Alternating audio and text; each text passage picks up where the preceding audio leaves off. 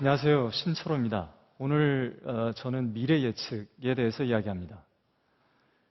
우리는 점장이도 아니고 슈퍼컴퓨터를 가지고서 미래를 예측할 수 있는 것도 아닙니다. 그러나 여러분들이 매일 무언가를 찾기 위해서 포털 또는 검색 웹사이트에서 입력하는 검색의 단어, 즉 쿼리를 가지고 그것들을 모으면은 어떻게 우리가 미래를 예측할 수 있는가에 대한 방법을 여러분과 공유하고자 합니다. 일본에서 이런 일이 있었습니다. 지금 보시는 사진은 국보 1호입니다. 미륵반가 사유상인데요. 수학여행을 갔던 한 학생의 실수로 손가락 하나가 부러지게 됩니다. 그 손가락을 복원하는 과정 중에 사실 하나를 발견하게 됩니다. 이 미륵반가 사유상이 우리나라로부터 전수되었다는 것이죠. 근거는 두 가지가 있었습니다. 첫 번째 근거는 저 소나무에 사용됐던 재질, 즉 적송이 당시 우리나라 경북 봉화 지역에서 자라났던 나무라는 것입니다. 두 번째는요, 일본은 습도가 높아서 나이테가 넓습니다. 그런데 잘라진 곳에서 보여진 단면의 나이테는 좁았습니다. 우리나라의 재질이라는 것이었습니다. 여러분 중에 만약에 한 분의 생각을 제가 읽고자 할 때 여러분들이 오늘 또는 내일 앞으로도 여러분들이 검색창에 입력하는 검색 단어를 제가 뽑아낼 수만 있다면 저는 그분이 평소에 무슨 생각을 갖고 사는지, 무엇에 관심이 있는지, 앞으로 무슨 일을 할 사람인지를 대충 예측할 수 있을 것입니다. 10여 년 전인가요? 갤럽 그리고 리서치 같은 여론조사 회사들이 이회창 대통령 후보가 대통령에 당선될 것이라고 발표를 했었습니다. 거의 모든 여론조사 기관이 그렇게 발표했습니다. 1000명 단위의 랜덤 샘플을 뽑았기 때문이었습니다. 당시에 유일하게 1년 전부터 노무현 대통령의 당선을 예측했던 매체가 하나 있었습니다. 바로 제가 했던 포스닥이었습니다. 포스닥은 사람들 50여만 명이 참여해서 정치인을 마치 주식처럼 자신의 선호도를 나타내고 거래를 통해 자신의 가상화폐와 이익과 손해를 보는 일종의 게임 같은 것이었습니다. 50여만 명이 참여한 그 데이터 속에서 포스닥은 유일하게 노무현 대통령의 당선을 무려 1년 전부터 예측했었습니다. 미국의 한 사업가인 켄터 피츠제럴드라는 사람은 지금 현재 헐리우드 스탁 익스체인지라는 웹사이트를 운영하고 있습니다. 아카데미 시상식에서 누가 수상을 할 건가, 어떤 영화배우가 수상을 할 건가에 대한 정보를 판매하는 웹 서비스입니다. 헐리우드 스탁 익스체인지에서 발표하는 정보로 많은 수상자들을 미리 예견하는데 적확하다는 표현들, 그리고 그러한 검증된 데이터들이 나오고 있습니다. 이 숫자를 보시면요, 1638억 회 그리고 183억 회의 숫자가 있습니다. 상단에 있는 숫자는 여러분들이 웹사이트에 들어가서 임의로 눌러대는, 클릭할 때마다 생성되는 페이지 뷰의 숫자입니다. 2009년 3분기 국내 4대 포털에서 나왔던 통계입니다. 두 번째 숫자인 183억 회는요, 여러분들이 그런 사이트에 들어가서 뭔가를 찾기 위해서 검색어를 날린 이후에 그 데이터 값에서 클릭한 숫자입니다. 그런데요, 1638억 회를 통해서 나온 매출은 페이지 뷰당 1원이었습니다. 반면 183억 회, 불과 10분의 1에 불과한 저 숫자에서 나온 매출은 14.8원, 즉 15배에 가까웠습니다. 우리가 유추할 수 있는 것은 뭐냐면요, 여러분들 복잡하게 생각하실 거 없는데요, 사람들의 실제로 행동으로 이어지는, 즉 클릭으로 이어지는 행동의 패턴은 무작위 관심이 있어서 눌러대는 그러한 페이지 뷰가 아니라 내가 무언가를 찾고자 했었을 때 검색어를 날린 이후에 나오는 정보를 더 신뢰하고 있고 그게 사람의 어떤 행동으로 이어진다는 통계입니다.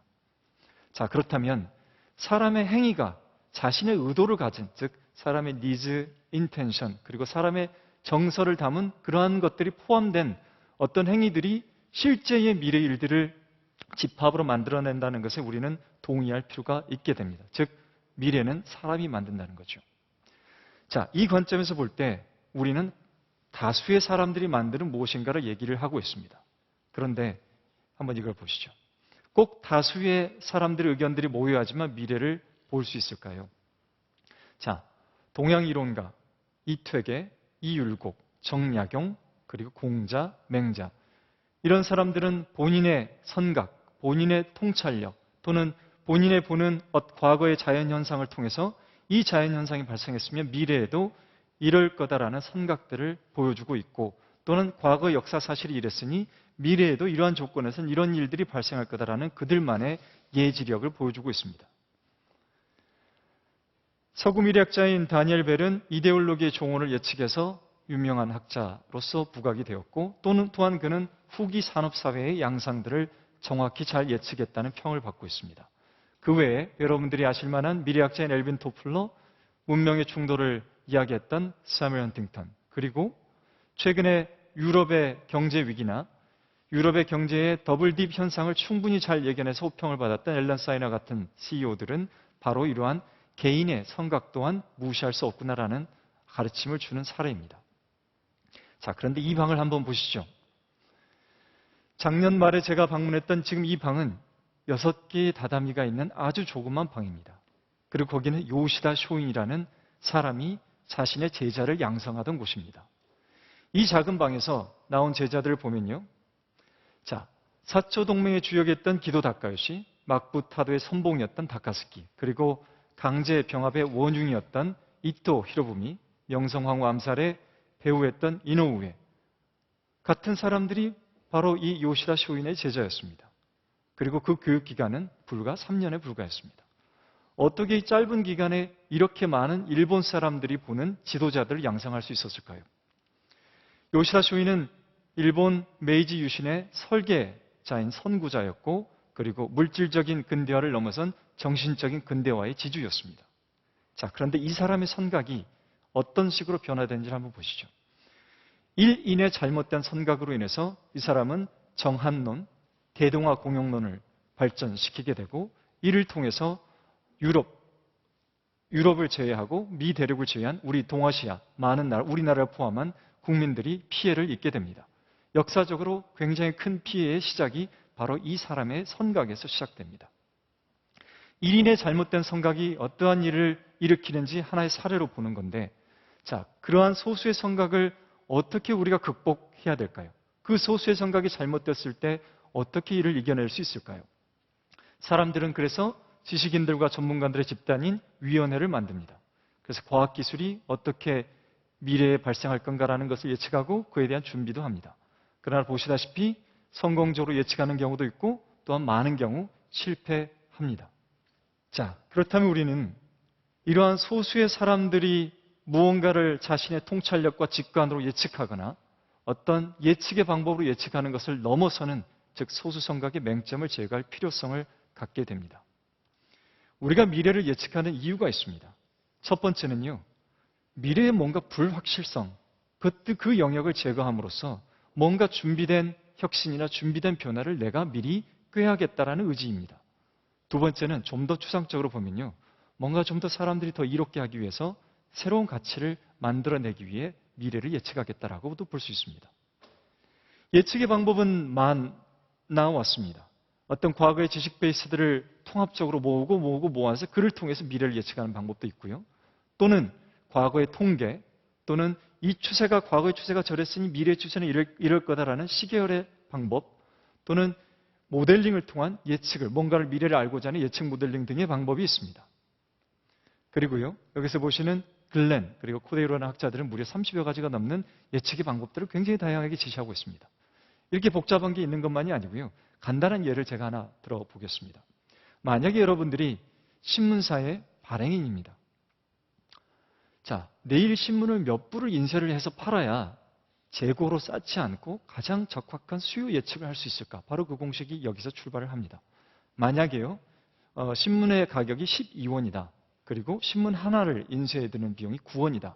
그런데 아무리 생각해 봐도 우리 신문을 볼 사람은 100사람을 넘지 않을 것 같다라고 해서 저 수요를 뽑아보면요, 내일은 25분만 인쇄를 하는 게 가장 낭비되지 않는 가장 적절한 수요겠구나. 이렇게 예측을 할 수 있습니다.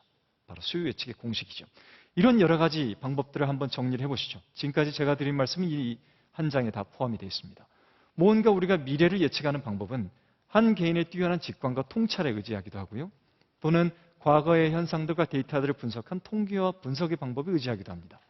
또는 아까 많은 사람들이 참여해서 여러 사람들의 지성들을 모은 집단의 지성을 활용하기도 하고요, 제가 포스닥에서 예를 들었던 상대적 합리성, 즉 각 개인의 이익과 손해의 관계에 얽매여서 사람들이 이익이 나는 쪽으로 뭔가를 선택하게 될 거다. 그리고 그 다수를 모으게 되면 그 방향대로 미래가 흘러갈 거다라는 상대적 합리성에 기초한 미래 예측 방법들이 있습니다. 오늘 말씀드리는 쿼리 기반의 프리딕션, 미래 예측은 바로 집단 지성과 상대적 합리성의 장점들을 뽑아놓은 그 중간 영역에 위치하고 있습니다. 자, 만약 우리 대한민국의 모든 사람들, 그리고 세계의 많은 사람들이 어떤 단어를 검색하고 있는지를 다 모아볼 수 있다면 여러분들은 무엇을 예측하고 싶으십니까? 어떤 것들을 미리 알아보고 싶으신가요? 저는 이거를 생각하고 있습니다.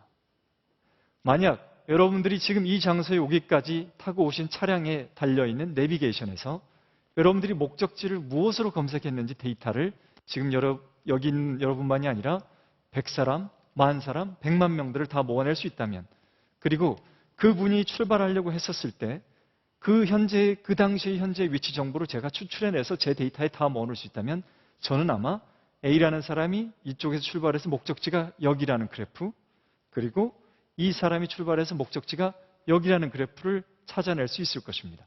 그러면 중간에 교합점이 있겠죠. 이 교집합들을 제가 짚게 되면 일정 시간 후에 그 지점들은 교통이 정체될 거야 라고 우리가 예측할 수도 있습니다. 그 예측을 통해서 예보를 한다면 정체를 훨씬 더 교통을 분산시켜서 효율적인 교통체계를 만들 수도 있겠죠. 또한 주식 거래량이 있습니다.